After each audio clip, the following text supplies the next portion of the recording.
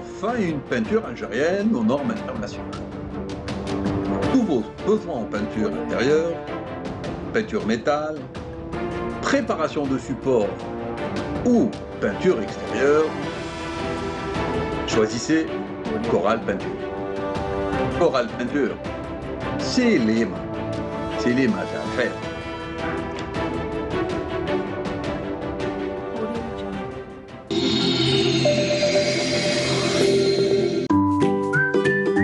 Le bonjour d'Algérie tout en couleur avec Coral Peinture.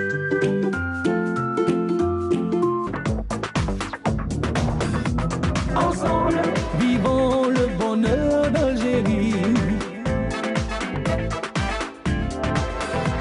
Ensemble, apprécions les couleurs d'Algérie. Le soleil, les merveilles du pays, un réveil de fraîcheur et de vie. Ensemble, vivons un moment de nostalgie. Bonjour, bonjour et bon réveil à tous. Merci d'être là. Aujourd'hui, nous sommes le 20 octobre, il est 8h03 et depuis le début de ce mois d'octobre, qualifié de rose, notre équipe n'a eu de cesse de mettre en valeur et de donner de la visibilité à toutes les actions, à toutes les synergies en faveur des femmes, celles qui luttent contre le cancer, en particulier le cancer du sein. Mais détrompez-vous, il n'y a pas que les femmes qui sont concernées, les hommes, les enfants ne sont pas en reste. Et justement, pour preuve, aujourd'hui, le témoignage du professeur Ladjouz qui sera parmi nous sur ce même plateau. Dans un moment, elle sera accompagnée de Madame Samia Gasmi, qui est présidente d'une association qui est parmi les pionnières en matière de lutte contre les cancers. Et celui-ci aussi fait partie justement des cancers justement meurtriers auquel fait face la femme de manière générale.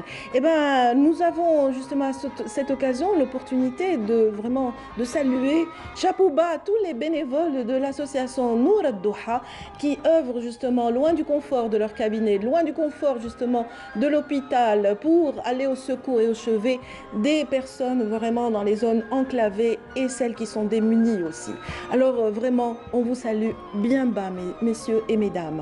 Donc aujourd'hui, dans Bonjour d'Algérie, nous aurons aussi à parler d'un autre effort de sensibilisation, un autre effort aussi de solidarité, donc celui justement en faveur du reboisement de nos forêts et de nos espaces verts. C'est une grande campagne qui sera lancée, qui a été lancée officiellement à l'occasion de la journée nationale de l'arbre célébrée hier. Et pour en parler, celui qui incarne pour nous la bulle verte, Hamid Belkacem, sera parmi nous ce matin.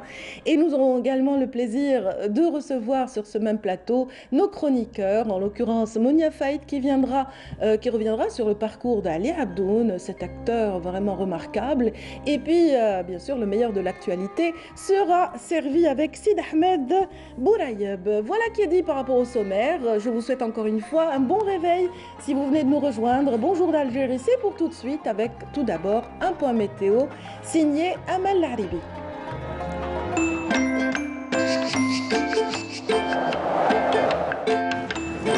La météo vous est présentée par Mobilis. Mobilis, Aynama Kuntum. Bonjour Amel. Bonjour Nadia. Ça va? Ça va, merci. Alhamdoulilah. Est-ce qu'il vous arrive d'être dans l'humanitaire comme ça?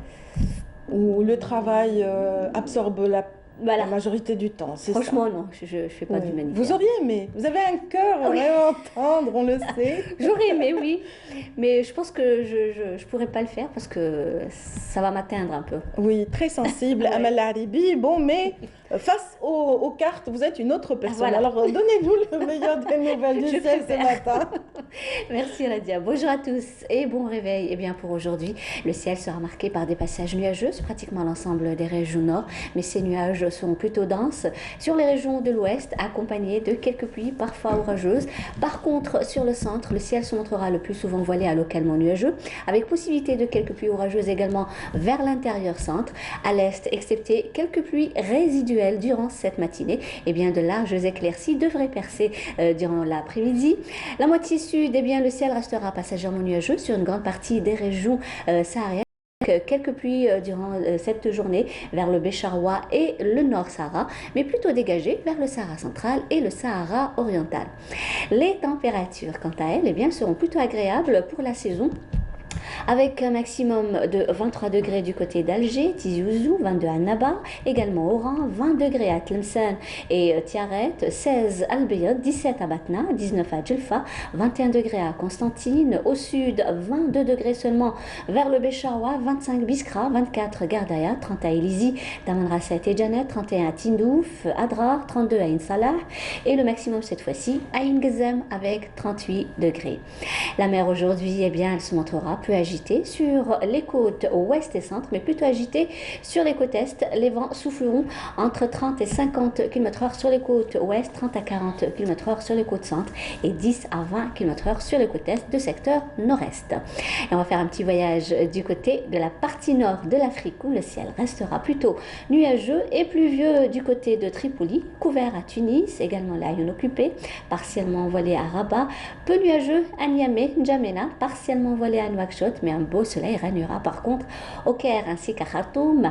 Le mercure affichera 22 degrés du côté de Tunis, 24 à Tripoli, 24 à Rabat, 34 degrés à Nouakchott, 39 à Khartoum et le maximum cette fois-ci à Niamey et N'Djamena avec 40 degrés. Voilà, je vous retrouve tout à l'heure, juste après le journal télévisé de midi et d'ici là, très très bonne matinée.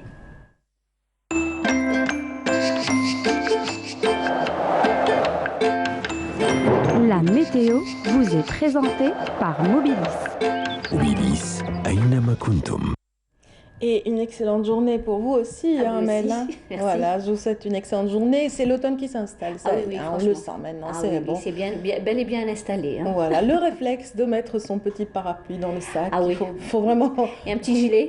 un petit gilet si on peut. Surtout le oui. matin, oui, parce qu'il fait très très frais le Un matin. peu frais le matin, effectivement, et des petites ondées comme ça de temps en temps. Exactement. Mais Bon, c'est un quand temps on- agréable hein, Oui, en général. Ouais, on a vu On va 22 pas se degrés plaindre, hein. à Alger. 23, c'est quand même oui. doux. 23 C'est et quand 22 à même doux. Annaba. Voilà. Voilà. À un chiffre près, c'est pas grave. 1 degré près. Un degré près. Merci beaucoup, C'est Amel. moi qui Passez vous une remercie. excellente journée. On se Excellente quitte journée. comme d'habitude en musique. Avec plaisir. Voilà, cette fois-ci, je vais vous faire voyager dans l'extrême sud-est. oui. Janet, la perle du désert, oui, sur les pas de Atman Bali, donc Ouais. un groupe qui évolue justement dans la maison de la culture qui porte le nom de ce grand artiste. C'est pour une interprétation tout de suite de Bledizina, un de leurs tubes, je dirais. كره الناس الزغمانين مرهرين أرغمانين شرك الخير ويهكا زرعي الدور عن الدنيا بس تفهمي منت باش كل ما اتجاه الهمة تصندس فيه الجنة جيت يا بلادي ربي على قدراك ما بالجبل تنادي صحراء بلا النخيل مطافس فالسنة يلا ميتلام تنري موهبتنا وانتي سيستولام جنات تسكالي رهنت الزغمانين جنات تسكالين درهنت الزغمانين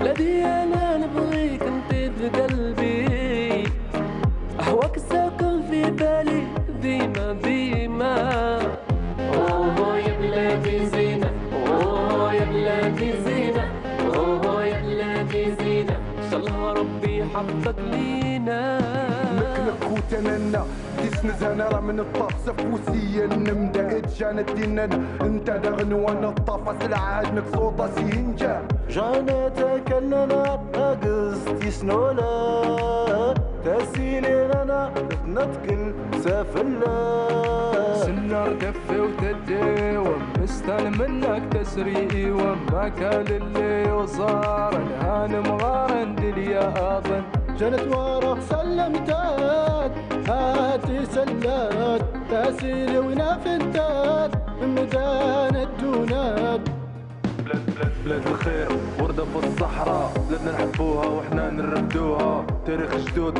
عمره ما يموت بلاد بن مهدي والشيخ خمود من الطاف سفوسيا تكني ما يولاغن أكلنا أكلنا وين جنت انتاي تيزارن هاتي فينا غدرارا أفول صراطنت لانيني وتيانا سوار ومسند سنة دفة وخديوة مستن منك تسريوة ما كان اللي وصارا هاني مغارا تلياطا.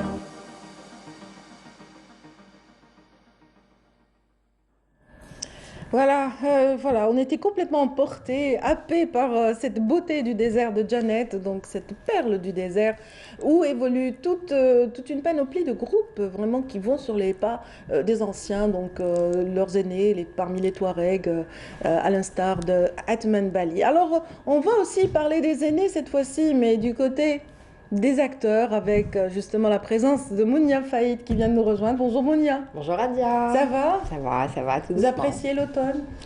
Ouais. Franchement, bon, ouais. Il fait bon le voilà. matin. On n'est pas obligé de se couvrir. Il fait pas beaucoup. chaud, voilà. On en a marre de la chaleur, c'est bon. On a eu notre dose. Hein. Oui, on l'a eu un peu très tôt cette année, donc ouais, ça va. Là, on reprend tout doucement nos habitudes avec nos vestes, quand même. Très bien. Très bien. Alors voilà, on démarre cette émission en pleine fraîcheur, mesdames, messieurs, et bon, on va parler d'un nom, vraiment une des figures emblématiques du théâtre algérien, Ali Abdoun en l'occurrence. Ah, effectivement, on va revenir d'abord bonjour à tous, où que vous soyez. Donc on va revenir un peu sur le parcours d'un doyen du monde du 4e art, Ali Abdoun, très peu connu par la nouvelle génération et ma génération, entre autres aussi. On le connaît très très peu. Donc qui est cet homme? Ali Abdoun, c'est un homme qui a beaucoup donné pour le monde du théâtre et de la radio et de la télévision. Donc Ali Abdoun est né un 22 avril 1922 à la Casbah d'Alger. Il est originaire d'Agrar et Jarib, dans la région encore une fois d'Azefoun, qui a vu naître beaucoup de comédiens et d'artistes. Son père Mohamed est marchand de meubles à Bab el-Oued et il est le cadet d'une fratrie de 3 garçons. Voilà, donc on a Mirouche, Ali bien sûr, et Saïd. Sa mère, Fatma Qbaili, décède alors qu'Ali est très très jeune. Donc de là, son papa Mohamed, il décide de reprendre une deuxième épouse avec qui il a 5 filles. Et Ali grandira aux côtés de Fatouma, voilà, qui considéra comme sa maman. Sa deuxième maman, tout simplement. Alors, Ali Abdoun ira à l'école, il fera l'école coranique dès l'âge de 5 ans jusqu'à 10 ans. Il ira à Jama' Bourqissa et de là, à partir de 10 ans, il fait l'école libre franco-musulmane El Shabiba. Alors il aura pour maître, je dis bien sûr, Cheikh Mohamed El-Eid El Khalifa, voilà bien sûr, Cheikh Abdelrahman Jilali, Cheikh Sahnoun et Cheikh Taïb El Uqbi, bien sûr, qui sont dans l'association des ulama musulmans algériens et qui sont également au cercle du progrès, Nadi Taraqi. Donc là, il rencontre ces messieurs et il apprend vite et il rencontre là-bas d'autres comédiens qui seront plus connus bien sûr plus tard comme lui. Entre autres, on a Jeddiet Mohamed, qui n'est autre que Sissani, Eid Abdelrahman Aziz. Voilà. On aura aussi Hattab Mohamed, qui n'est autre que Habib Reda, qui sera le futur gendre de Mahidine Bachtarzi. Et on a Ali Debeh, le percussionniste, le fameux percussionniste Ali Lou, plus connu, voilà, sous le nom de Ali Lou. Alors en 1935, il rejoint également les scouts musulmans et il fera partie de la première troupe créée par les scouts musulmans qu'ils appelleront El Falah. Donc il jonglera entre ces deux, entre l'école Shabiba avec le lama et entre les scouts musulmans, voilà, avec la troupe El Falah. Et c'est là où il apprendra à jouer, à faire de la comédie, à s'engager. Surtout, voilà, parce qu'il fallait transmettre des messages. Et son père commence à s'inquiéter. D'accord. Si, voilà, mon fils, qu'est-ce qu'il fait, qu'est-ce qu'il est en train de faire, c'est pas un métier. Donc il décidera quand même de travailler et il gagnera sa vie en tant que qu'ouvrier dans une usine d'espadrilles. Voilà. Donc, à partir de 1939, il a 17 ans, il crée aux côtés de Boualem Raïs, Mustafa Bedi et Qazdali une association qu'ils appelleront les artistes associés, avec entre autres également Hassani, Dalila, Abdelkader Safi, Taïeb Aboul Hassan. Et c'est là où il fera appel à son grand ami de toujours, Ahmed Ayed, qui n'est autre que Rouichet. Voilà. Donc c'est lui qui l'appelle et c'est lui qui lui demande de rejoindre cette association, les artistes associés.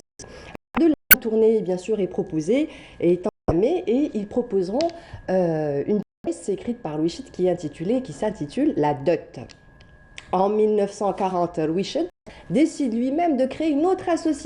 Donc il y a la première association, il décide de créer une deuxième association qu'il appellera Jeunesse Artistique, avec Ali Abdoun, entre autres, avec Chaben Hawad, qui n'est autre que Sid Ali Fernandel, Madame Rabia et Fadela Dzelia. C'est là qu'on découvre Fadela Dzelia. Ils entameront encore une fois, bien sûr, encore une autre tournée. Et ils présenteront une revue intitulée Deridi et Pare-choc, ou encore une comédie burlesque écrite encore une fois par Louis qui s'intitule Mqaddara. Voilà. Mais bon, le succès n'est pas là. Donc il est attiré déjà dès le début par l'humour. Très jeune, oui, bien sûr. Là, il a 17-18 ans, il continue dans ce domaine-là, mais malgré tout, il n'y a pas le sou, il n'y a rien du tout, il se débrouille et ils essayent d'avancer dans ce sens-là.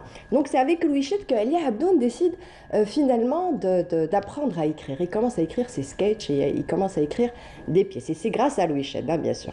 Alors le duo rejoindra la troupe de Kateb, Mustafa Kateb bien sûr, Al-Masrah Al-Jazairi, Salambo juste après, on reste encore à la fin, on est à la fin des années 40, et encore une fois, ils font une tournée dans le nord et le sud, malgré tout le succès n'est pas là. Alors tout de suite, je vous propose de regarder un petit extrait du premier court-métrage de la télévision algérienne. On regarde.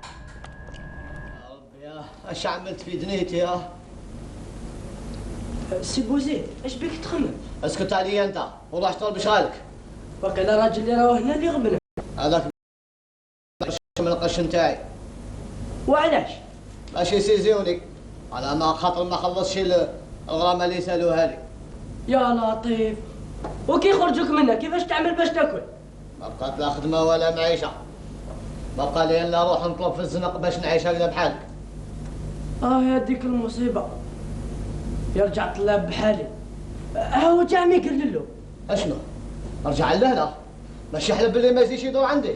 ارجع لهنا باش تزيد تخدموا عندك. اش من خدمه بقات عندك؟ اسمع انت يا هذيك الطفله هذيك تعرفها ولا ما تعرفهاش؟ قاريه وفاهمه وتعرف الفرنساويه والعربيه والاسبانيوليه والانجليزيه ولا والو؟ على حسب ما قالوا الناس خليك تقرا وتكتب وتعرف الصنعه ومؤدبه وعاقله وكل صباح بصنعه.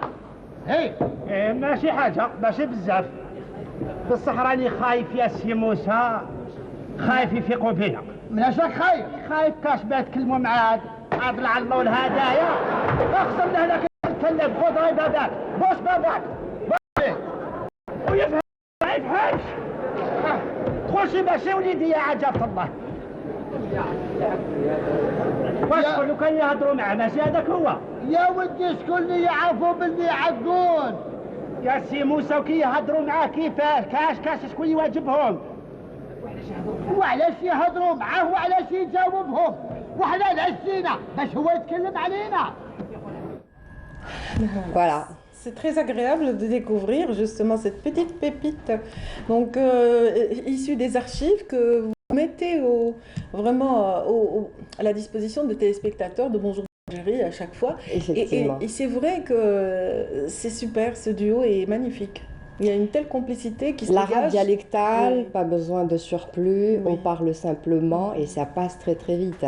Il faut dire que là c'est un sketch écrit par Louis Chit, mais qui a pris après bien sûr un autre nom, un autre titre, Le sourd et la muette, parce que ça a été réalisé sous forme de petits courts-métrages.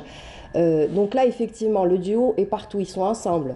Louis Chit et Ali Abdoun travaillent mais vraiment en étroite collaboration. Ils sont très très proches. Alors en 1947, Moustapha Keteb arrive à décrocher auprès de l'adjoint du maire de Tuber la création d'une troupe de théâtre arabe. Donc là, c'est l'exploit. Mais malheureusement, ce ne sera pas Moustapha Keteb qui dirigera la troupe.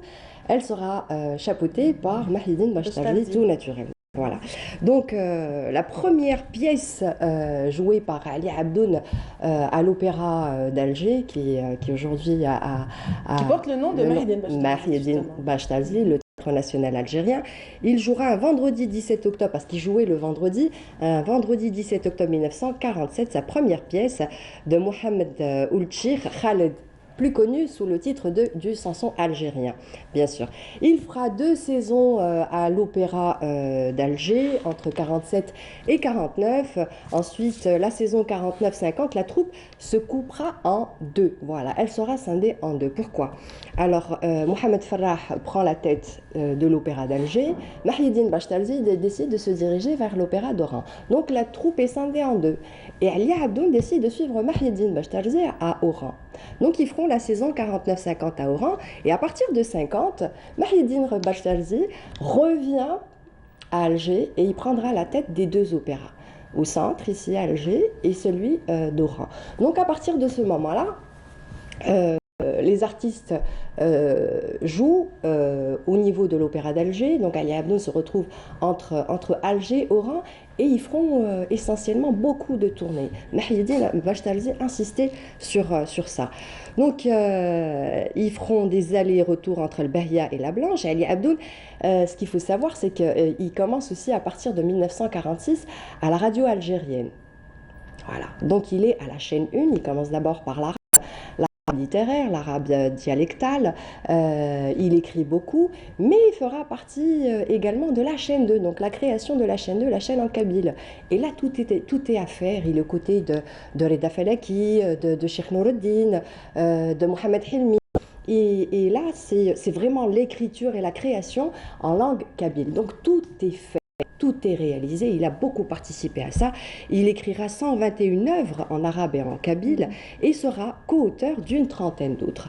En 1955, le premier court-métrage sélectionné pour être réalisé à la télévision du temps, bien sûr, de la RTF, sera un sketch de Ali Abdoun intitulé Le Charlatan. Donc là, il y a une consécration quelque part, on choisit le scénario de Ali Abdoun et il participera bien sûr. On a vu il y a quelques instants les images dans Le Gros Loup. Ce sera bien sûr le deuxième court-métrage proposé de Moustapha Bedia. Alors après 62, il poursuit son travail bien sûr tout naturellement au niveau de la radio et télévision algérienne. Il fera des dizaines de films et téléfilms, dont La nuit du divorce de Bedia, encore une fois, Les folles années du twist de Zamouri, ou encore bien sûr Apprendre ou à laisser de Ben Deddouch. On regarde un extrait.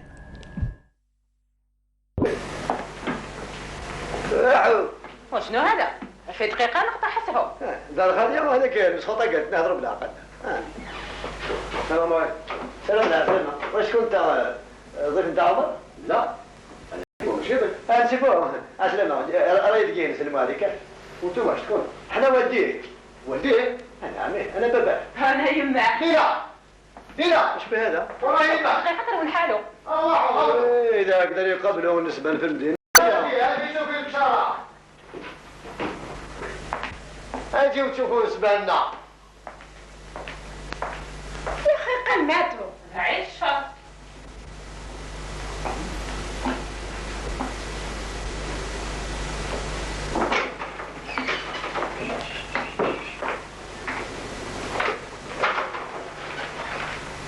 بسم الله الرحمن الرحيم. شكون قال لكم متنا؟ وليدك؟ وعلاش قال لكم متنا؟ النهار اللي جاي يخطب في بنتنا قلنا له ما نسعاو غير هي، بلا ما نعطيوها غير اللي ما عنده حد في عائلته. ايه سعينا راجل باش نفرحوا به. وحصدنا الدري والحشمه. يلا نروحوا لدار يوسف. الحمد لله اللي عندنا زوج ماشي غير واحد.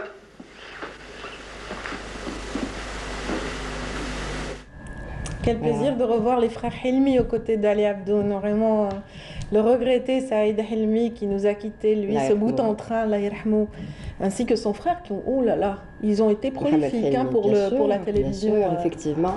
Et c'est vrai que nous célébrons bientôt la fête du recouvrement de l'indépendance sur la télévision et la radio algérienne. Ils ont beaucoup participé. Ce sont de vrais pionniers. Oui, voilà, des battants. Il faut le dire et le redire à cette nouvelle génération. Donc voilà, effectivement, on reconnaît. Moi, je pense qu'il faut mettre des noms sur des personnages qu'on connaît comme ça à la télévision, comme Ali Abdoun. Voilà, cet homme qui passe inaperçu en général. Il a toujours eu des seconds rôles, en fait. Voilà. C'est pour ça. Effectivement, il a pratiquement toujours eu dans les fictions à la télévision des seconds rôles, mais il a beaucoup travaillé avec Mohamed Helmi qu'on salue ce matin à travers ce petit écran. Et voilà, donc il faut les mettre en avant et leur rendre hommage tant qu'on est là et céder bien sûr ça à la nouvelle génération.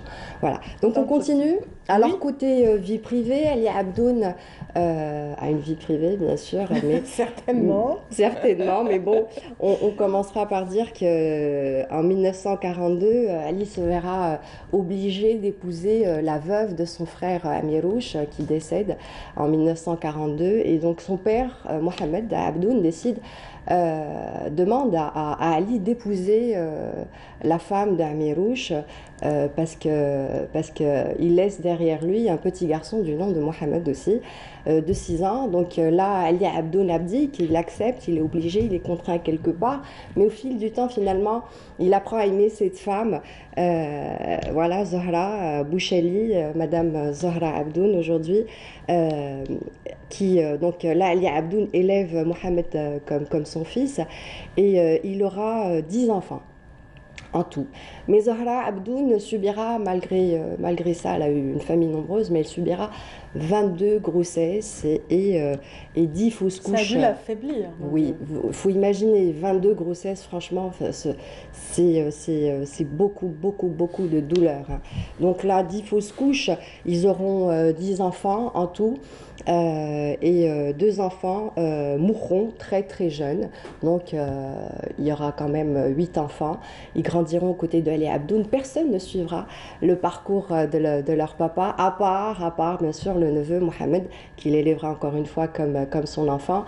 Mohamed qui suivra un peu, qui marchera sur les pas de son père Ali, et qui rejoindra l'équipe de Leda Feleki dans l'émission enfantine à la radio dans la fin des années 40, et il sera tout normalement recruté à radio-télévision algérienne. À part, on passe maintenant, on revient au côté, voilà, au domaine encore une fois professionnel. Ali Abdoun décide de prendre en 1986 sa retraite tout naturellement, mais il continuera à monter sur les planches du Théâtre national algérien. Il jouera entre autres au TNA en 1990, Nes Li Maana aux côtés de Nouria. On regarde un extrait. اللي جات ام الضواء، اللي جات ام الجبل، اللي مسحالي، وين كانوا عايشين؟ وين شافوا العين؟ امال فين بالقرت والوداد؟ يسود حلايتكم. يا فداح يا رزاق، صلاة الصبح بدات.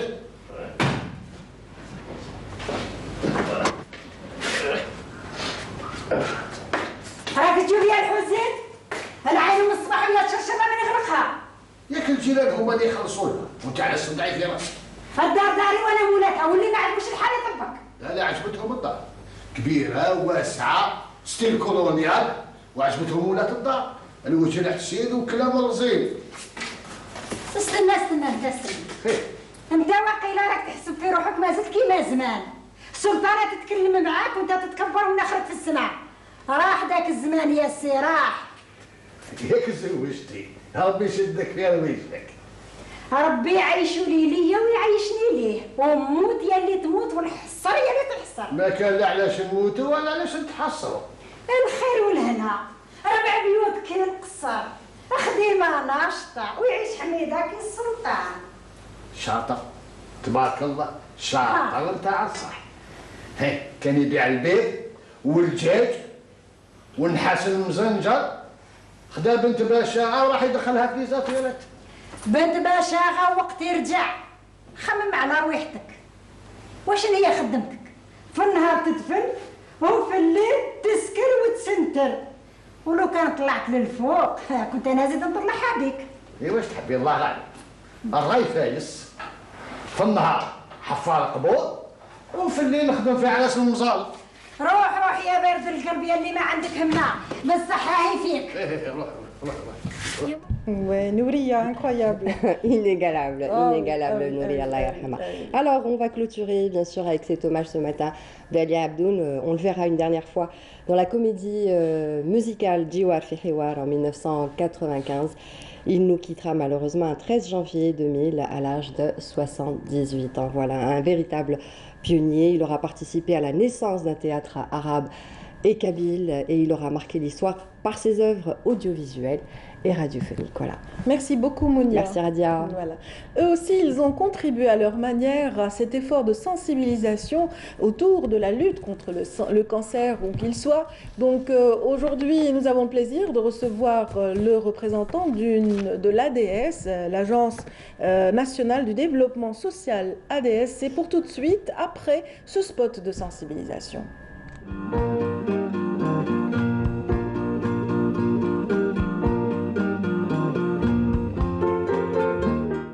الماموغرافيا هي تصوير إشعاعي للثدي عن طريق أشعة إكس، ويتم عن طريق آلة تسمى الماموغراف. والماموغراف الرقمي الجديد تخرج منه كمية قليلة جدا من الوحدات الإشعاعية. عليها نعتبر عملية التصوير الماموغرافي عملية آمنة وليست خطيرة. كيفاش تتم عملية الماموغرافيا؟ تخترق أشعة إكس المنبعثة من الجهاز ثدي المرأة ليكون مضغوط على الصفيحة المجهزة لذلك، ثم تنعكس صورة الثدي على الصورة الماموغرافية وتبين كل المكونات والأورام أو الحبيبات الموجودة فيه. من خصائص الأورام ما قبل السرطانية أنها تقدر تحتوي على كميات كبيرة من الكالسيوم وتكون متجمعة وقريبة من بعضها البعض، وتبان على الصورة بشكل تكلسات صغيرة غير متجانسة وغير منتظمة ومتجمعة حول بعضها البعض. أما إذا كانت هذه التكلسات كبيرة الحجم ودائرية ومتجانسة ومنظمة فهي تكون عادة من النوع الحميد أي غير سرطاني، والقرار يعود للطبيب المختص في الأشعة. ينصح بالماموغرافيا عند المرأة ابتداء من السن 40، حيث تقل غدد الثدي وتزيد نسبة الشحوم فيه، فيصبح بإمكان أشعة إكس اختراق الثدي بسهولة أكبر وتكون الصورة أوضح. أما بالنسبة للنساء صغريات السن فينصح بالقيام بالصورة الصوتية أو الإيكوغرافيا إن لزم الأمر، حيث يكون الثدي أكثر كثافة. والماموغرافيا يوصى بها في إطار التشخيص المبكر عند المرأة ابتداء من السن 40 لتعاد دوريا كل سنتين. Et voilà, chose promise, chose due, nous allons parler encore une fois de la sensibilisation autour du cancer du sein en ce mois d'octobre, octobre rose. Et j'ai le plaisir justement de recevoir à cet effet Monsieur Samir Boukhalfa, qui est assistant du directeur général de l'Agence nationale du développement social, ADS en plus court. Bonjour et bienvenue. Bonjour. Ravi de vous recevoir parce qu'on parle beaucoup du corps médical, des praticiens de la santé en ce mois d'octobre. On parle beaucoup des associations et de leurs efforts. Mais qu'en est-il des efforts consentis par l'ADS dans ce sens? Justement, il faut de tout pour réellement. Donc, le secteur de la solidarité, à travers son engagement dans ce mois d'octobre rose, marqué par les instructions de Madame la ministre. D'ailleurs, elle a donné elle-même le coup d'envoi de la journée, la journée du mois d'octobre pour la sensibilisation. Le coup d'envoi a été donné à l'occasion de la journée arabe pour la sensibilisation du cancer du sein. Le secteur de la solidarité est engagé pleinement comme un élément très actif dans cette campagne mondiale qui est annuelle pour la sensibilisation du cancer du sein. Donc notre contribution, notre intervention, elle se fait à travers les cellules de proximité, de solidarité que gère l'Agence de développement social, je corrige, pas l'Agence nationale, c'est l'Agence, l'ADS, Agence de développement social, qui est un organisme gouvernemental qui gère des dispositifs d'aide et de soutien sous tutelle du ministère de la Solidarité nationale de la famille et de la femme. Et donc les cellules de proximité, c'est des groupes pluridisciplinaire. Donc on retrouve un médecin, un sociologue, un psychologue, une assistante sociale. Nous avons au jour d'aujourd'hui 275 cellules de proximité réparties à travers le territoire national. C'est un réseau des plus remarquables, très intéressant. Vous avez entre 4 et 5 cellules par wilaya. Et la particularité, c'est des entités qui sont implantées dans des zones vulnérables, enclavées, isolées. Et souvent, ce sont des entités mobiles, qui ont cette capacité d'aller au fin fond. C'est le travail de proximité, c'est leur travail quotidien. Donc, ils font les enquêtes ménage, ils font des actions. Ils sont chargés de développer toute action pour améliorer les conditions de vie des populations vulnérables. Et donc, le cas échéant de ce mois d'octobre, ils sont mobilisés. L'instruction de Madame la Ministre a mobilisé tous les cadres des cellules de proximité dans cette campagne. Et donc, l'action elle s'est articulée pendant ce mois. Elle dure donc, du 1er octobre. Elle va se terminer le 31 octobre. Je dirais elle n'a qu'une seule couleur, la couleur rose. D'ailleurs, voilà. Elle est symbolisée par ce ruban rose. Et donc, nos cellules interviennent dans cette campagne. Et l'intervention, elle s'articule autour de 4 grands axes. Premier axe, c'est participer à cette campagne de sensibilisation. Je peux vous donner quelques chiffres si vous voulez. Allez-y, racontez-moi surtout la manière avec laquelle l'approche utilisée par ces cellules pour aller justement dans les zones enclavées, pour aller vers ces points que vous appelez un peu sombres. Voilà. C'est le travail quotidien. En fait, ces régions de pauvreté. C'est le travail quotidien de ces cellules de proximité. Donc, ils sont toujours à l'écoute et proches de ces personnes vulnérables. Ils font des enquêtes, ils font de porte-à-porte, ils font toute l'action de soutien et d'accompagnement de ces personnes vulnérables. Mais elles ont toujours un point de chute, c'est-à-dire qu'il y a toujours un siège social pour Ils ont un local, les cellules de proximité. Toutes les 275 cellules de proximité ont un local. Donc on reçoit ces personnes pour faire du soutien médical ou de soutien psychologique ou même de l'orientation. En plus de l'accompagnement qui est effectué pour ces familles vulnérables. Et donc, dans le sujet qui nous intéresse aujourd'hui, c'est le cancer du sein. Donc, il y a eu pas mal d'actions qui ont été entreprises par ces cellules de proximité, notamment la participation dans cette campagne de sensibilisation. Je vous le dis, plus de 10 000 personnes ont été touchées par cette campagne de sensibilisation. Deuxième axe, nos cellules participent aussi à des émissions radio et télé au niveau régional, dans les wilayas. Troisième axe, si vous le voulez, c'est des consultations, puisqu'il y a le médecin au niveau de la cellule de proximité, des consultations, plus de 1300 personnes ont bénéficié de ces consultations médicales. Et troisième axe, malheureusement, il y a des malades qui sont déjà touchés par cette maladie, et donc ils ont une attention particulière de par notre cellule pour assurer un accompagnement psychologique, social. Et il se trouve que cette vulnérabilité, en plus de la maladie, nécessite une attention particulière. Et donc, ces personnes peuvent bénéficier aussi des dispositifs que gère le ministère de la Solidarité nationale, notamment l'allocation forfaitaire de solidarité. En plus d'une indemnité qu'on leur offre, il y a cette assurance, ils sont assurés, il y a la couverture sociale. D'accord, c'est des malades qui ils ont leur carte Chifa lorsqu'il s'agit d'une maladie chronique ou justement d'une pathologie aussi lourde qu'un cancer. Effectivement, et donc en plus de cette vulnérabilité, donc il y a cet accompagnement qui est assuré auprès de toutes les instances pour faciliter un peu, améliorer un peu les conditions de vie de ces populations. Et donc cette particularité, c'est l'intervention au niveau des zones vulnérables. Est-ce qu'on peut aller vers le détail, vers des exemples concrets qui ont fait la fierté de ces cellules qui vous font des rapports régulièrement, donc qui font part de leur déploiement sur le terrain, et est-ce qu'il y a des éléments de fierté qu'on pourrait relater en cette matinale? Bien sûr, mais c'est un travail quotidien. c'est des personnes vulnérables qui viennent soit au siège de la cellule de proximité qui sont pris en charge. Et quand je dis pris en charge, c'est cette multidisciplinarité de ces cellules qui fait que ces personnes ou ces familles vulnérables trouvent tout leur bien-être dans nos cellules, avec un accompagnement, comme je vous l'ai dit, soit médical, psychologique déjà, et social. Il y a une équipe vraiment. Mais plus que ça, il y a ce travail de proximité, puisque ces personnes vulnérables bénéficient des visites de nos cellules dans leur à domicile, et en plus de l'action les directions de l'action sociale solidarité, il y a des aides qui sont fournies à ces personnes. Il y a des aides en nature qui sont fournies à ces personnes. Et les chiffres sont là. Je vous dis, plus de 10 000 personnes ont bénéficié de ces aides durant ce mois d'octobre. Et plus de près de 1400 consultations ont été effectuées durant les premiers 15 jours du mois de mars, parce que l'action, elle est en cours. Hein, elle est en cours.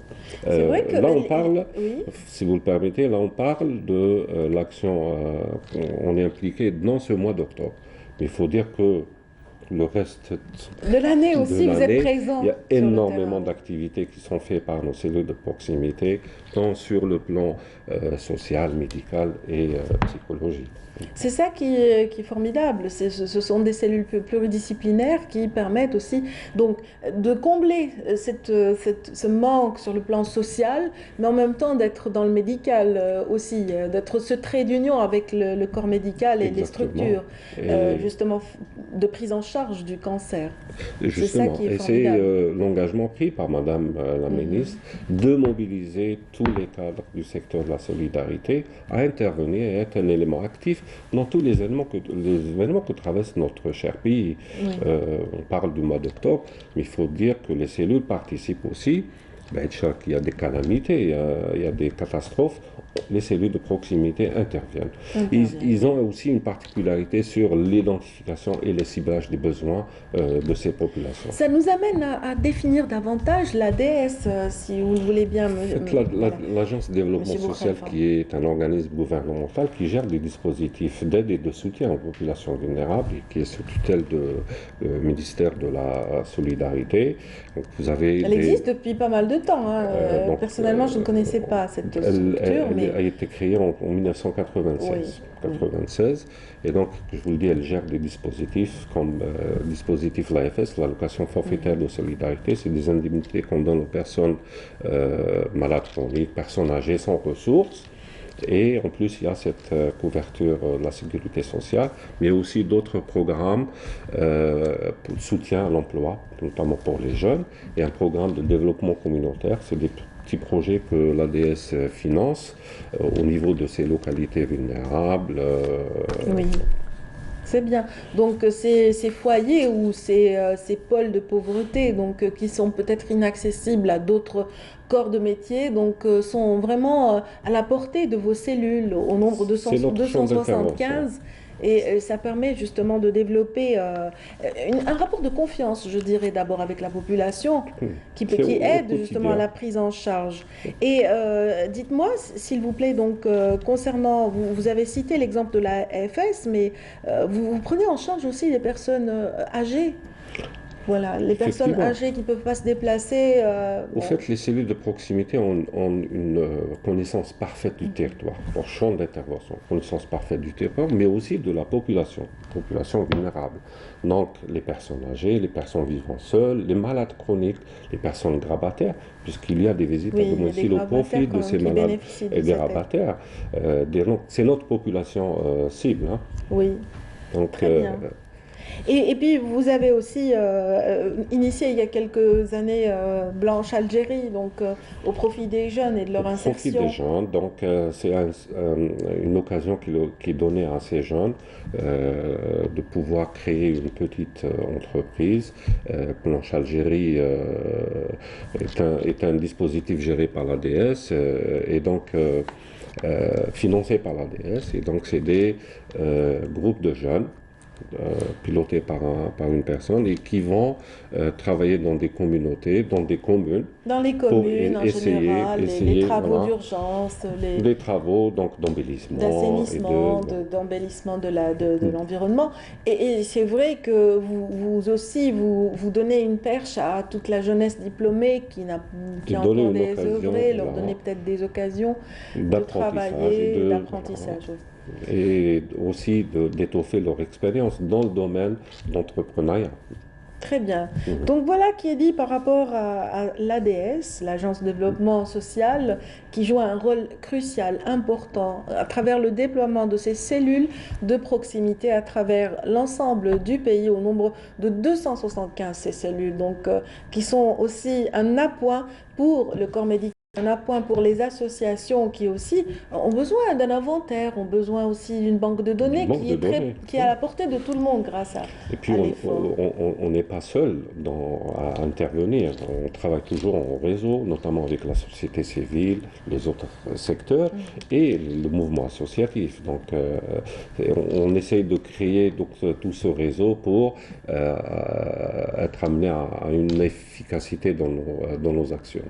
Merci infiniment pour cet éclairage, Monsieur Samir Bouchalfa. Donc, je rappelle que vous êtes assistant du DG de l'Agence de développement social, ADS en l'occurrence. Donc, merci pour cet éclairage. Et nous continuons de parler du cancer du sein, mesdames, messieurs, tout de suite avec les invités qui vont suivre après ce reportage également signé Samia Bouharour.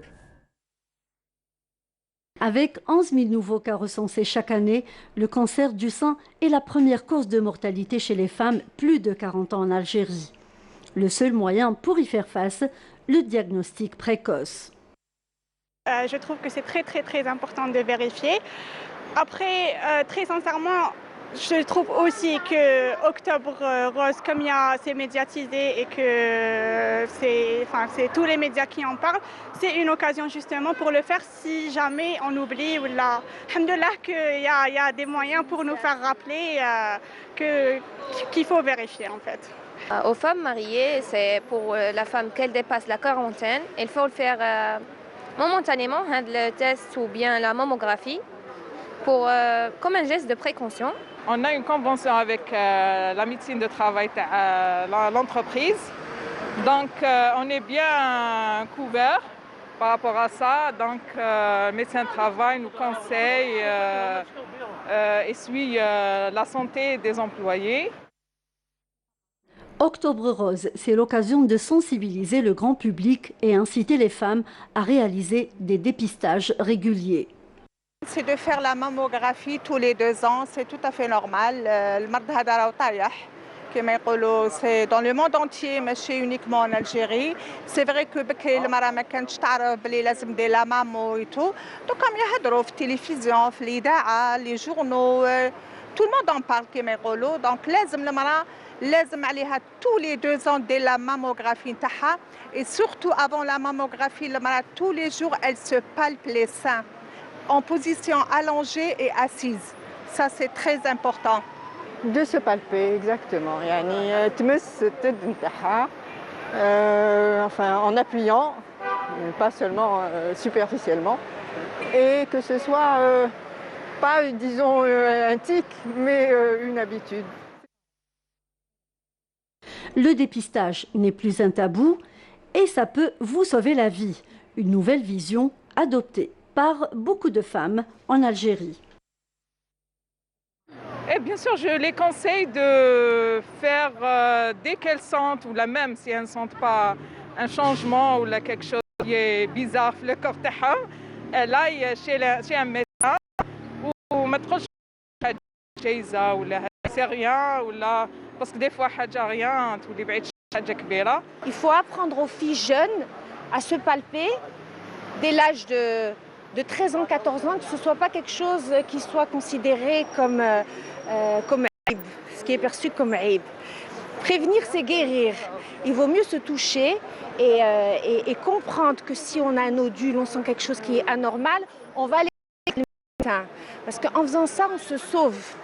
Si on prévient en fait la maladie, on réussit à éviter le pire. Parce que passer par la chimiothérapie, passer par passer par la radiothérapie, c'est quelque chose qu'on souhaite à personne. En fait, notre santé, elle est dans nos mains.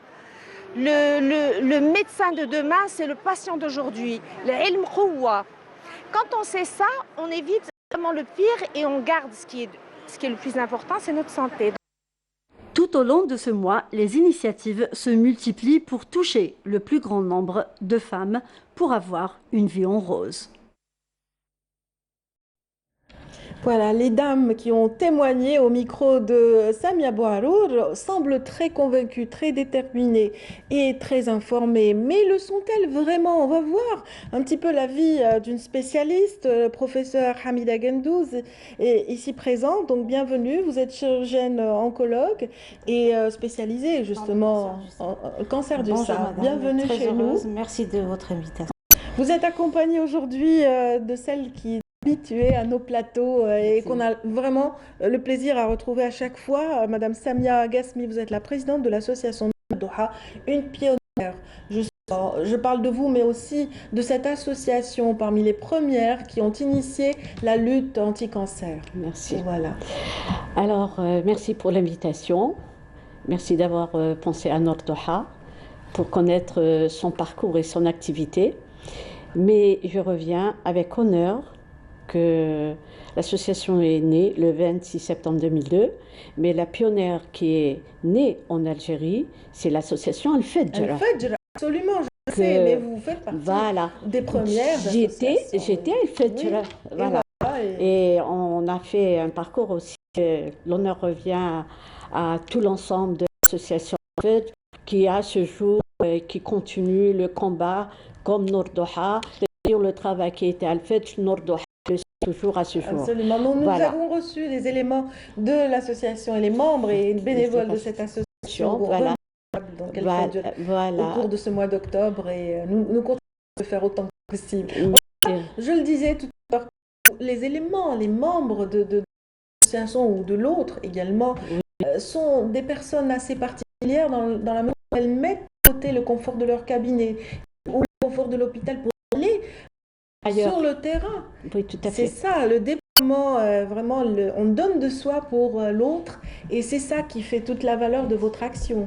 Alors, on va commencer avec Madame Gasmi, vous donnerez aussi votre point de vue par rapport à ça. Alors, l'honneur revient à tous les membres scientifiques, y compris le professeur Gendouz qui est présent avec nous aujourd'hui, qui fait partie du conseil scientifique et tous les médecins qui sont dans l'association scientifique femmes, hommes. Je les remercie bien sûr pour leur activité. Il est parfois le programme TANA pour aller dans les wilayas et les wilayas maintenant il y a beaucoup des associations et tout ça que je les félicite, mais on ne doit pas oublier que nous avons des zones reculées et ils sont livrés à elles-mêmes ces femmes. Oui. Croyez-moi, peut-être bien, ils disent, bon, c'est une maladie comme d'autres maladies, je soigne avec des trucs médicinaux et tout. On arrive parfois très en retard. Ces personnes, qu'on les trouve et on découvre leur pathologie, bien sûr, on ne va pas les abandonner. Et là, on les prend sur Alger, bien sûr, hébergés à l'association, et on commence les traitements. Bien sûr, les soins, tout moyen qui a la possibilité, l'accompagne. Après, ces dames-là, je parle du cancer du sein, ces dames, quand elles reviennent, elles retournent chez elles. On reste toujours en contact. Il y a les contrôles, il y a le suivi et tout. Et puis, on les oriente vers les centres anticancéreux qui sont pas loin de leur... Voilà. Et en 2002, vous disiez, il n'y en avait pas autant qu'aujourd'hui. Non. Le CPMC, où vous avez évolué, professeur Gendouz, pendant une vingtaine d'années, a été vraiment le réceptacle de toutes ces femmes en détresse, qu'elles viennent de Tamanrasset, de Janet, de Gardaya et de toutes ces zones extrêmes du pays. En fait, lorsque j'ai vécu ces 20 années au Centre Pierre et Marie Curie, c'est vrai que j'ai connu un petit peu l'histoire de cette maladie. On est parti avec des chiffres très minimes, jusqu'à avoir plus de 1500 cas par an au Centre Pierre et Marie Curie. Et on a vu aussi l'évolution, la bonne évolution de cette maladie aussi. Autant on voyait des stades vraiment très avancé. Maintenant, on voit de plus en plus de bons stades. Et on est content, nous, soignants, on est contents. Et ça, c'est grâce à tout le monde. À la sensibilisation, aux médias. Je n'oublierai jamais de vous remercier autant, à toutes les associations, avec les efforts dont ils font vraiment preuve. Et nous, on n'a jamais dit non lorsqu'elles font appel à nous. Oui. Parce qu'on trouve que c'est un devoir pour nous d'aller vers ces zones-là. Oui. On se déplaçait avec Madame Gasmi vers Janet, vers Tamna. Oui, tout à fait. 2006, on a été à Janet. Tout à fait. On a fait des zones vraiment enclavées. Je me rappelle toujours de Janet, lorsqu'on a été envahi par la population. Comment vous êtes senti ce jour-là? C'est vraiment... je dirais, on était fiers de le faire parce que c'est quand même un service, c'est pas un service, c'est un devoir qu'on devait rendre à cette population qui est la nôtre. Et donc on était utile, on s'est senti utile à ce moment-là. Oui. La toute dernière action, c'était à Béchar, vous avez emmené des radiologues. Une radiologue aussi là et Béchar aussi. Oui, alors on a été... En 2021. Alors écoutez, durant toute l'année, on a fait les zones enclavées, le Timlewin. Oui. On a été à Regen.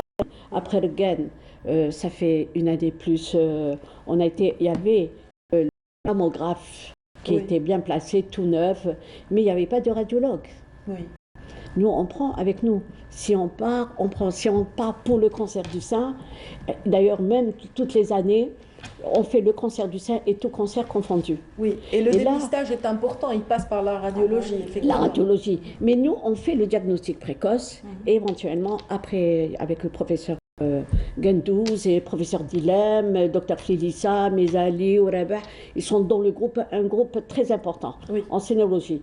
Et là, quand on découvre, ces médecins découvrent, ils suspectent quelque chose, on invite la personne de venir sur Alger pour la prendre en charge avec le suivi. Voilà. Oui. Et... Professeur Gendouz, justement, merci. Merci, je vous en prie. Professeur Gendouz, voilà, je le disais en début d'émission, c'est vrai qu'on parle beaucoup de la femme, de la prévention qui s'adresse justement à cette frange de la société, mais on sait aussi que ça peut atteindre des enfants, ça peut atteindre aussi l'homme aussi peut contracter un cancer du sein. C'est l'idée qu'on devrait changer justement à nos femmes, c'est que la femme jeune est aussi concernée. Moi personnellement, j'ai fait ma soutenance de thèse sur le cancer de la femme de moins de 35 ans. Et on a 12% des cancers du sein qui ont moins de 35 ans. Oui. Ce qui est formidable parce que en France et aux États-Unis, ça ne constitue que 2%.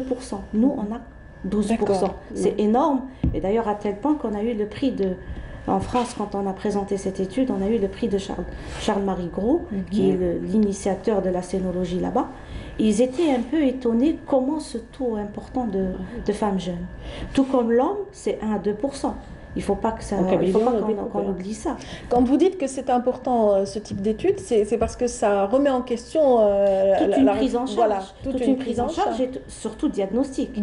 Parce que souvent... On dit 40 ans, on le voit, 40 ans, mais apparemment non. Il faut vraiment être alerte. On a tendance un peu à culpabiliser les femmes. Elles ne consultent pas, mais si, elles consultent. Ces femmes-là vont consulter. Mais parfois, elles sont désorientées parce qu'on leur dit « vous êtes trop jeune, vous ne pouvez pas avoir un cancer du sein ». Faussement rassurées, ces femmes vont retourner chez elles et ne reviennent qu'après un stade où il devient très avancé. Et c'est ça l'inconvénient de la femme jeune. Souvent, elles nous viennent avec des masses palpables, des ganglions palpables. Et c'est dramatique, c'est ce qu'on veut changer comme mentalité. Maintenant, il faut que la femme sache qu'avant 35 ans, elle peut être atteinte de cette maladie. Et donc, quand il y a des antécédents familiaux ou quand elle touche quelque chose au niveau de son sein, il faut qu'elle consulte, et elle consulte quelqu'un quand même d'expert pour ne pas passer à côté. La femme jeune reste toujours une femme, donc moi je vous ai posé la question par rapport aux hommes et aux enfants. Qu'en est-il justement du dépistage pour cette frange de la société ? Comment doivent se comporter les hommes? Quels sont les signes avant-coureurs qui vont les alerter, leur dire le faire qu'ils puissent aller vers un scénologue? D'abord, c'est des femmes en général qui ont des facteurs de risque. Il faut qu'elles soient sensibilisées à ces facteurs de risque. Maintenant, la femme algérienne, elle a tendance à s'occidentaliser. Elle fait des études supérieures, elle se marie tard, elle n'a pas beaucoup d'enfants, elle n'allaite pas. Tout ça, c'est des facteurs qui vont la mettre en péril vis-à-vis de cette maladie. Il faut qu'elle facteurs-là et qu'elle soit vigilante par rapport à son corps. Une femme doit connaître son corps. Et donc, elle doit consulter au moindre signe qui alerte. Très bien. Donc, ça porte un peu sur votre préoccupation du moment, c'est ça? Bien sûr, c'est pour cela qu'on fait le diagnostic précoce sur toute l'Algérie, pour vous dire. Moi, je voulais revenir en 2003, professeur Gendouz. Oui.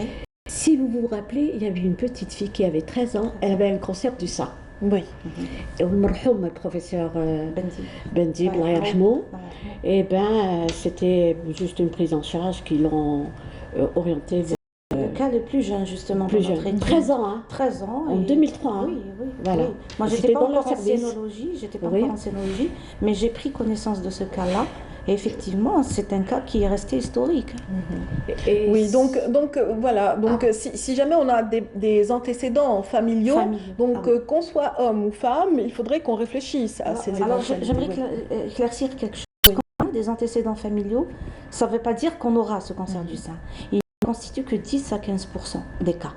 Mais quand on a ces antécédents familiaux dans notre famille, il faut quand même s'alerter.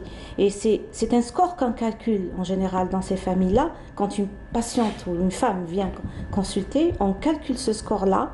S'il dépasse les 5, on l'oriente automatiquement vers une consultation d'oncogénétique. Et là, c'est une consultation où elle doit avoir un examen clinique, au moins une échographie, parce qu'une femme jeune ne peut pas faire une mammographie, ça ne sert à rien. On ne verra rien sur sa mammographie, mais au moins une échographie. Et au moindre doute, on fera une IRM. Au moindre doute. Voilà, c'est bon de le savoir. Autant pour les adolescentes aussi. Oui, si elles ont leur maman, par exemple, qui a eu un cancer du sein, je les conseille vivement d'aller consulter à un âge plus jeune quand même. En général, c'est 5 ans avant l'âge le plus jeune dans la famille. Si l'âge le plus jeune était à 30 ans, on commence ce dépistage à 25 ans. Quelles sont les réactions quand un homme Alors, quand un homme apprend un cancer du sein, quelles sont les réactions? C'est un peu particulier, c'est vrai que c'est 1%. Premièrement, ils sont un peu perdus dans le service parce que c'est un service de femmes. Donc ils se sont un peu gênés, notamment en consultation ou au bloc opératoire, parce que ça reste le seul homme qui est au milieu. Mais il n'arrive pas à le croire au début, il n'arrive pas à croire que il a ce cancer du sein. Et donc, au début, ils n'acceptent pas la maladie. C'est très difficile. Et c'est très difficile, mais ensuite, quand on lui explique que ça peut arriver, qu'il n'est pas à l'abri de cette maladie, il se laisse quand même traiter, facilement. Oui, bien sûr. Facilement. Ouais. Merci pour cet éclairage, professeur Gendouz, donc concernant le cancer du sein et sa prise en charge, qui est aussi le cheval de bataille de l'association Nour al-Douha, dont vous êtes la présidente, Madame Ghasmi. Donc le dernier mot vous revient en cette rencontre. Alors écoutez, il n'y a pas que le mois d'octobre, nous on est sur le terrain du 1er janvier au 31 décembre. Et croyez-moi, cette année, on a fait beaucoup de diagnostics précoces et parallèlement le dépistage. Alors mais le dépistage, ça revient cher pour certaines personnes qui n'ont pas les moyens et qui ne sont pas assurées. Alors là, est-ce qu'il y a la possibilité que ces femmes-là, on ne va pas les laisser pour découvrir plus tard une maladie qui est très avancée? Là, je n'ose pas dire que l'État doit songer à des personnes qui n'ont pas la possibilité de faire une mammographie et qui n'arrivent pas On arrivera peut-être un jour à la gratuité du dépistage. Là, c'est très important. C'est le mois d'octobre, on doit passer le message pour ces personnes. Alors là, croyez-moi, même ici à la capitale. Oui, c'est en vigueur dans d'autres pays. J'espère que notre pays aussi atteindra cet objectif. Ça, c'est l'objectif aussi du plan cancer. Donc, on focus sur ce plan cancer. Il va nous faciliter énormément de tâches. Parce que là, il va y avoir des centres de dépistage un peu partout. Et ça va vraiment rendre service à tout le monde. Les centres de dépistage seront aussi... bien sûr, avec le personnel performant. Ah oui. Et puis aussi, il y a aussi les mécènes qui jouent un rôle important. On ne le dira jamais assez. Vous aussi, vous pouvez jouer un rôle. Vous avez maintenant des relais, vous les connaissez à travers nos émissions. Donc, l'association Nour al-Douha a sa page Facebook où vous pouvez consulter, adhérer, faire en sorte que vous soyez aussi ce maillon utile pour ces femmes, ces hommes, ces enfants. Donc, autant que ces bénévoles bénévoles qui laissent leur confort au service de la nation. Donc merci encore une fois au professeur Hamida Gendouz, qui est chirurgienne oncologue spécialisée en cancer du sein. Donc vous êtes dans la scénologie également. Merci pour cet éclairage en matinée. Merci encore une fois à Madame Samia, cette battante Samia Gasmi, présidente de l'association Nour Douha. Et à travers vous, nous saluons tous les bénévoles et toutes les belles actions en faveur de la lutte contre le cancer. Tout de suite, nous continuons notre petit bonhomme de chemin avec les invités suivants. D'abord, on va parler de l'environnement avec Hamid Belkacem. C'est tout de suite.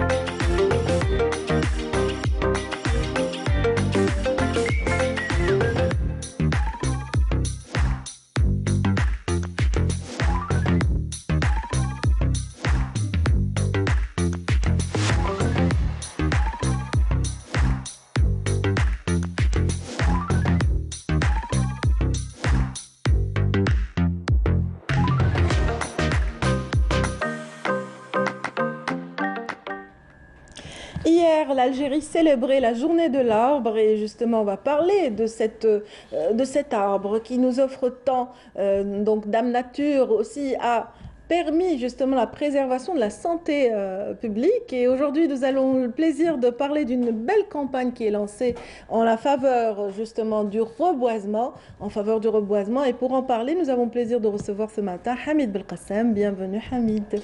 Bonjour Nadia, bonjour à tous. Ça va, vous allez bien? Oui, impeccable. Donc, voilà, toujours au service de l'environnement. Vous êtes notre bulle verte. Oui, en fait, c'est l'affaire de tous. Oui. Hein, et puis, c'est tout le monde qui va planter des arbres pendant un certain nombre de semaines.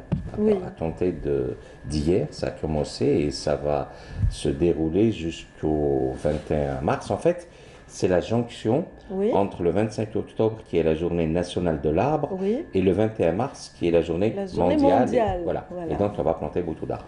Excellent. Donc, mais quelle est la particularité cette année? Si vous venez aujourd'hui sur le plateau, c'est pour parler justement de la particularité de la campagne qui est lancée, un reboisement pas comme d'habitude. Alors, le chiffre. 19 millions d'arbres. Wow. 19 millions d'arbres seront plantés entre le 25 octobre et le 21 mars, mais pas que. 19 millions d'arbres à travers une quarantaine de wilayas. Dans un pays, le pays le plus vaste d'Afrique, il fallait bien préparer les choses. Mais cette année, la particularité, elle est, j'allais dire, sur plusieurs axes. Le premier, le plus important, c'est l'implication de la société civile. Il faut savoir que la Direction générale des forêts a bien fait les choses. Elle a signé des contrats, elle a fait signer par les conservations des forêts, aux alentours de 362 si mes souvenirs sont bons, mais ça reste ouvert au mouvement associatif. Il y a 362 contrats de partenariat, gagnant-gagnant, entre la direction des forêts locales, c'est la conservation des forêts, et le mouvement associatif. Que dit ce partenariat? Il y a un accompagnement très technique de la part de la Direction générale des forêts et des conservations des forêts pour accompagner la plantation d'arbres. Vous allez me dire, mais depuis l'indépendance, chaque année que Dieu fait, on a réalisé des campagnes de boisement. Sauf que, très rarement et très sincèrement, c'était beaucoup d'opérations. On ne doute pas de la volonté des il y a toujours vraiment beaucoup de volonté, d'engouement et tout, mais il n'y avait pas l'accompagnement technique. Résultat des courses, beaucoup d'arbres ont été plantés, mais faute de suivi, ces arbres n'ont pas survécu. Un arbre a besoin d'entretien. La nouveauté, c'est que, des parcelles ont été déterminées. Le domaine forestier national est connu, il est cadastré, donc on donne des parcelles, on les choisit, on fait une étude de pédologie, c'est-à-dire de la nature du sol, et par rapport à la nature de la terre, du sol, on adapte une espèce. Un arbre, un plan. Ce plan on ne va pas ramener un palmier n'importe où, par exemple. Exact, ça s'est fait, y compris dans la capitale, malheureusement. Là, par rapport à la qualité du sol, on va ramener l'espèce adéquate d'un plan qui sort des pépinières agréées par la DGF. Donc, ce sera un plan agréés. La mise en plan, la mise en terre est aussi supervisée par les techniciens de la Direction générale des forêts. Et le plus cette année, c'est que ces associations ont été formées par les techniciens des forêts, forcément, j'allais dire fatalement, pour pouvoir accompagner pendant un certain nombre d'années. Ça va jusqu'à 4 années pour assurer les suivis. Au-delà de la 4e année, l'arbre aura d'ici là poussé, il aura été arrosé régulièrement, parce que même dans les techniques d'arrosage, c'est pas toujours évident. Il faut savoir quand est-ce qu'il faut arroser.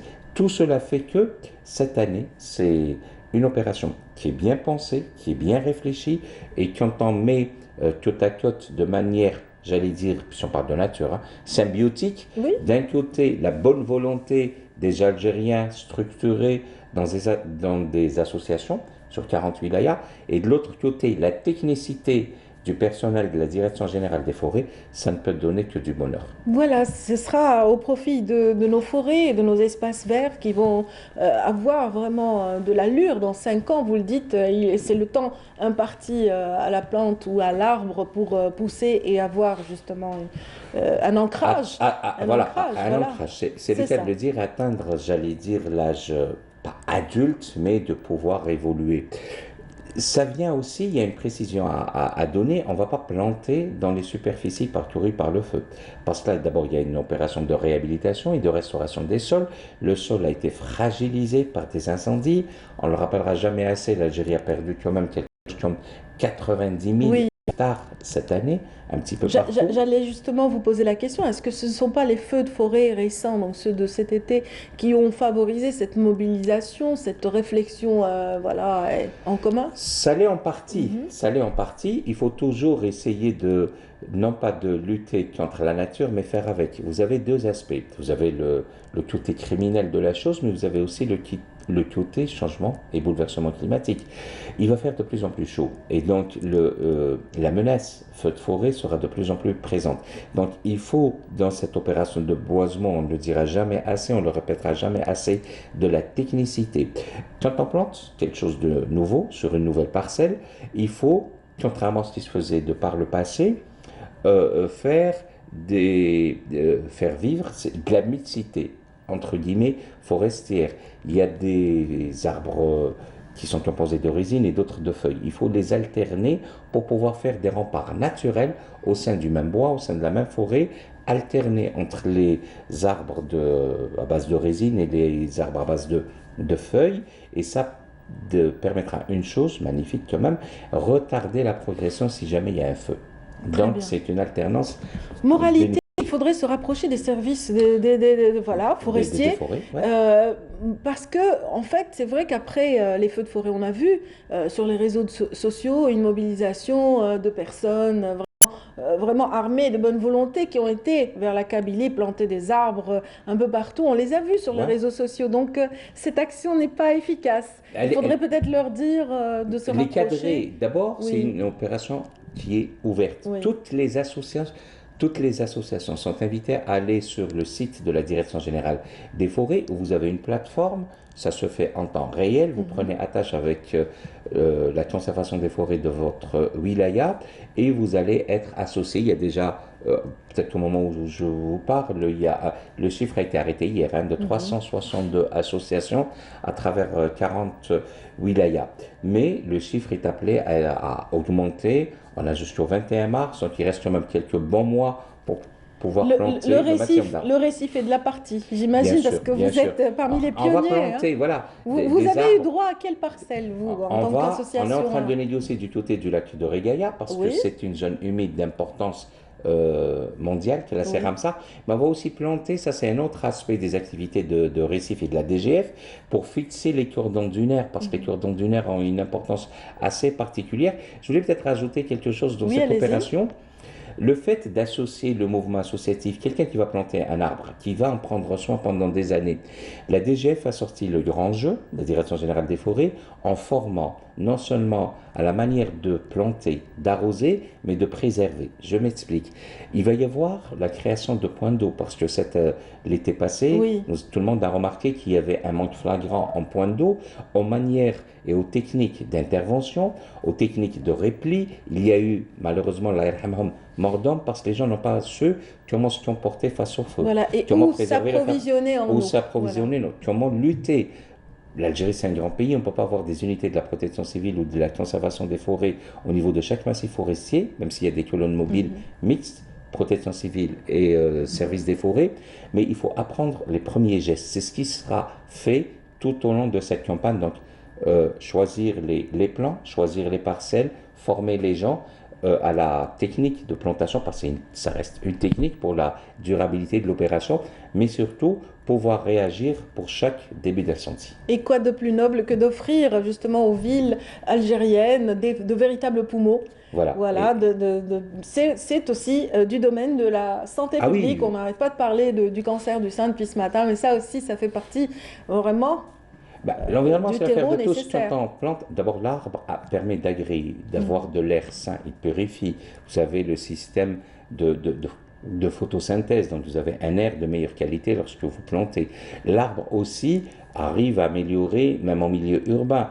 Quand on plante un platane, on éloigne les moustiques. Donc il y a, j'allais dire, c'est du multilatéralisme, parce que en milieu urbain, l'arbre est très utile. Dans les cités, parfois nos cités sont grises, lugubres, et c'est une campagne qui permet aussi de préserver l'environnement au milieu urbain. C'est très important de planter des arbres dans la cité. C'est très important d'avoir des poumons dans la cité. Merci beaucoup Hamid Belghassan pour cet éclairage. Donc on rappelle qu'il faut se rapprocher de la plateforme de la Direction Générale des Forêts ou de la conservation des forêts territorialement compétente. On a une par wilaya. Ou n'importe quelle association chargée de l'environnement dans votre commune. Merci infiniment. Merci à vous. Donc tout de suite, bien sûr, les forêts sont propices au sport. Et, bien sûr. Et tout de suite, justement, il est question de sport avec Sid Ahmed Bourayeb qui vient nous livrer le meilleur de cette actualité. C'est pour tout de suite. Restez avec nous.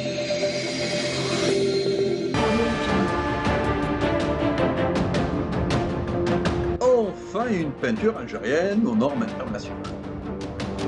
Tous vos besoins en peinture intérieure, peinture métal, préparation de support ou peinture extérieure, choisissez Coral Peinture. Coral Peinture, c'est les matins.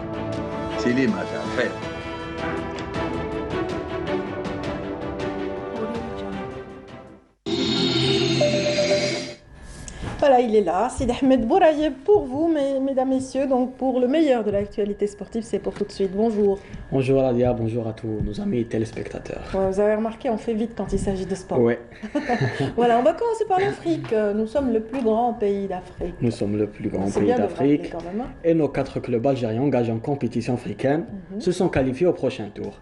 Alors d'abord, en Ligue des champions d'Afrique, le Shabab de Belouizdad et l'Entente de Sétif, qui avaient perdu leurs matchs respectivement face aux Ivoiriens de l'ASEC Mimosa et aux Mauritaniens de Nouadhibou 3-1, se sont qualifiés à la phase de groupe après leur victoire, 2-0 à domicile.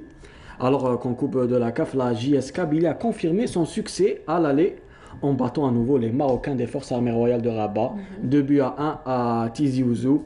De son côté, la JS Saoura, malgré un match nul, 1 but partout au stade de Boulourine, s'est qualifiée après sa victoire au match aller face aux Mauritaniens de Concorde, 2-1 à l'aller. Alors le CRB et l'Entente connaîtront leurs adversaires en phase de groupe le 23 décembre lors du tirage au sort qui aura lieu au Caire, au siège de la CAF, alors que la JSK et la JS Saoura connaîtront leurs adversaires aujourd'hui, leurs adversaires en 16e de finale bis, le dernier tour avant la phase de groupe. Très bien, très bien. Là, ce sont des images de quelle équipe? Alors ça, c'est l'Entente de Sétif. Ah oui, Kahlaoubeda. Kahlaoubeda qui ont marqué leur but en fin de match. Et là, le très beau but de la JSK face aux Marocains de l'ASFAR. Très beau but. Et encore une fois, 4 sur 4, bravo à nos clubs algériens. On leur souhaite beaucoup de d'aller chance le plus pour loin cette possible. compétition à On leur l'échelle souhaite d'aller africaine. le plus loin possible. On les souhaite. On continue avec du football et la reprise du championnat national ce week-end. Alors il y a eu 5 matchs. Les matchs des 4 équipes qui étaient en compétition africaine ont été reportés. Alors on voit là le match CS Constantine Mouloudia d'Oran, victoire des Oranais sur le terrain de Ben Abdelmalek 1-0.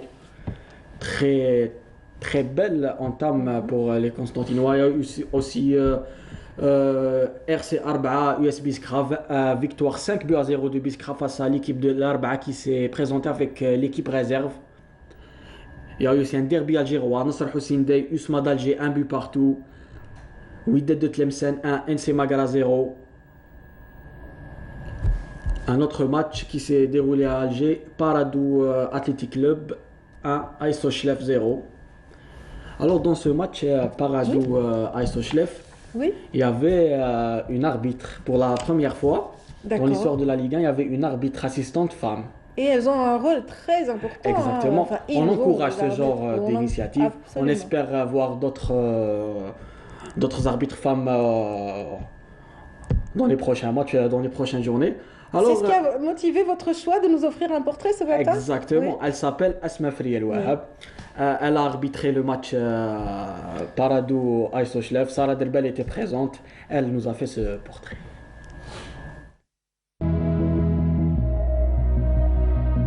Un drapeau à la main, de la concentration, les yeux fixés sur le terrain. Cette jeune femme, passionnée par le football, exerce son métier avec amour et passion. Du haut de ses 29 printemps, Esma Feriel Wahab est de par sa formation ingénieure en génie civil. Au début, j'ai presque درت كاع لي ديسيبلين كنت في الدومين تاع السبور ابري دخلت لاربيتراج وبشويه بشويه بديت نطلع في لي غراد والحمد لله دوكا راني انترناسيونال و j'étais beaucoup plus intéressée par le foot. Pour sa première en Ligue 1, cette jeune arbitre était satisfaite de sa réalisation pour ce match entre le Paradou Athletic Club et l'ASO Chlef.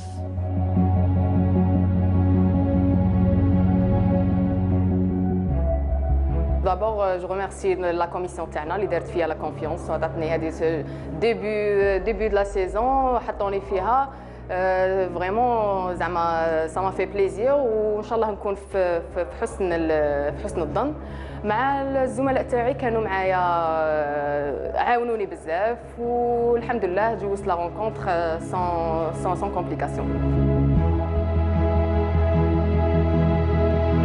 Sûrement كاين ستريس في الديبي قبل الماتش قبل لا رونكونتر ومن بعد غير دخلنا في ليشوفمون ودخلت في الماتش حسيت روحي بلي سي بون دخلت في الماتش تاعي ستريس راح دوبليت الكونسونطراسيون تاعي سي نورمال دونك الماتش تاعي الاول و سيتي بيان باسي والحمد لله.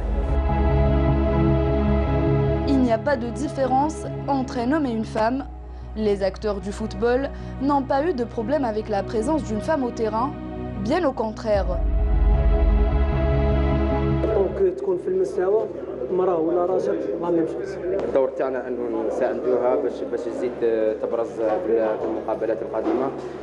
انا بور مو على كونتر كون جات ريو كاع تاع نساء نورمال البروبليم انه تكون عادل هذا هو تكون جوج. De nos jours, les femmes sont attirées de plus en plus par le métier d'arbitrage. Esma encourage la gente féminine à intégrer ce domaine.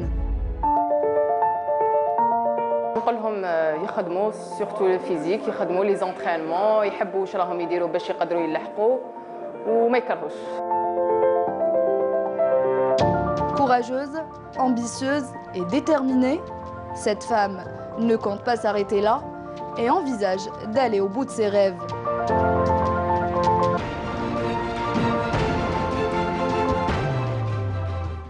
Et oui, une ingénieure en génie civil qui quitte justement sa spécialité pour sa passion, le football. Alors, on lui souhaite bien sûr de la réussite et on encourage les autres. Il y a beaucoup d'arbitres femmes, on les encourage à aller Elle a une fière allure sur le terrain. Elle est athlétique, c'est une sportive et on lui souhaite bon courage. Bonne chance si elle nous écoute. Après le football, allez, vous vous êtes penché sur le basketball. Sur le basket, avec la reprise du championnat ce week-end, les clubs sont en préparation, c'est la dernière ligne droite.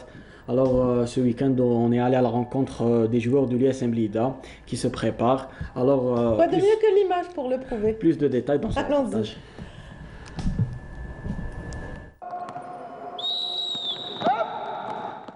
Après un an d'arrêt, le championnat national de basket reprendra du service ce week-end et la préparation bat son plein. Cette saison, les Blidéens voient grand et comptent jouer les premiers rôles. L'objectif تاعنا حنا مسنطرين في ديبي ان شاء الله نتكاليفو نقولوا بريمي ندوزو في السيس هذو اللي دارهم ان شاء الله ندوزو مع الزوج الوالا ومن بعد كي ندوزو مع الزوج الوالا كما نقولوا كي نتكاليفو البلاي اوف كما نقولوا كاين نظريه واحده اخرى ان شاء الله. Sinon l'objectif تاعنا c'est déjà le titre, on joue pour le titre, bon que ce soit la coupe ou le championnat ان شاء الله et ان شاء الله فيها خير. La nouvelle formule du championnat aura soulagé plus d'un. Si on va faire un championnat avec 18 équipes, on va jouer 36 matchs plus les play-off, play-down. Les équipes, les joueurs, ils sont pas prêts. Il faut que ce championnat aide les joueurs à prendre leur force. La première participation de l'USMB en championnat arabe reste satisfaisante, le club ayant terminé 9e sur 18 clubs. Pour moi, c'est une expérience en plus pour les joueurs. Et pour l'avenir, Inch'Allah, l'ISMB va montrer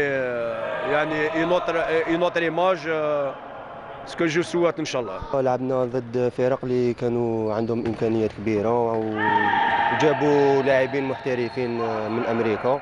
يعني كانوا زيد على ذلك بطولة كانوا ينشطوا في البطولة تاعهم ما توقفوش. حنا توقفنا عامين كانت يعني دخلنا لعبنا الكل في الكل وقدمنا كل واش كاع واش نجمنا باش قدمنا مستوى جيد. Les autorités locales de la wilaya de Blida veillent au grain et ne ménagent aucun effort pour aider les clubs de la région. نشكر السلطات الولائية على رأسها السيد الوالي اللي عطى أهمية لهذا الفرق. احنا زوج فرق تاع اللي مثلنا البليدة وعطانا الدعم ووقف معنا وجا لينا حتى للصالة لهنايا. هو مشكور مدير الشباب والرياضة اللي فتح لنا قلبه وقال لنا هنا لي زانفراستركتور راهم كاع تحت يدكم. Alors, bon vent à tous les basketteurs. Le basket qui est de retour après un an et demi d'arrêt. Excellent. Et qu'en est-il du judo Du judo avec la sélection nationale dames qui a effectué un stage à Dararia. C'était plus une prise de contact entre les athlètes et le nouveau staff technique. Alors, plus de détails dans ce reportage de Linda Tepol. En regroupement pour la première fois après les Jeux Olympiques de Tokyo, l'équipe nationale féminine du judo reprend du service et se prépare pour la nouvelle saison sous la houlette du nouvel entraîneur Benhizia Nabil. La prise, ça s'est bien passé, il n'y a pas eu de problème. Je connais certains athlètes et d'autres que je ne connais pas. Le premier stage a été effectué cette semaine pour les seniors filles. Donc le stage est programmé pendant une semaine. Plusieurs échéances internationales sont au programme de nos judokates. عندنا Open Africa في الجزائر وعندنا شامبيونات d'Afrique في الجزائر ولي جو ميديتيراني في الجزائر.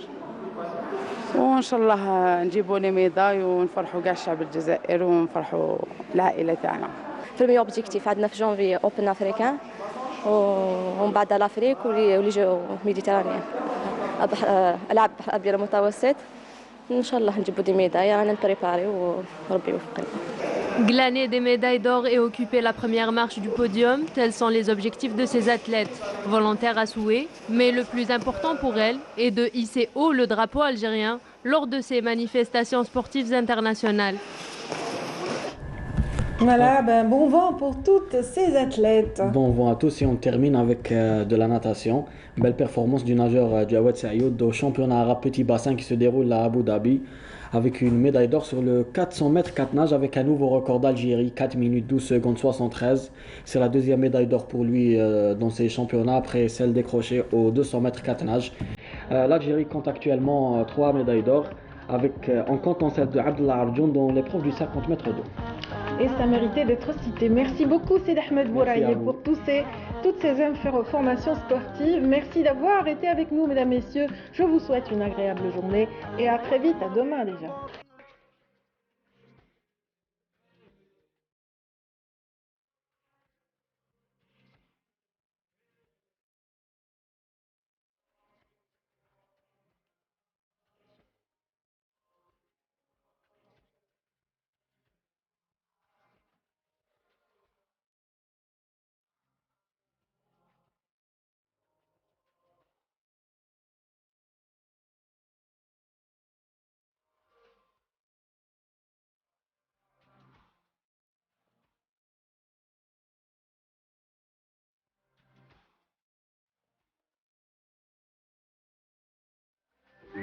Le bonjour d'Algérie tout en couleur avec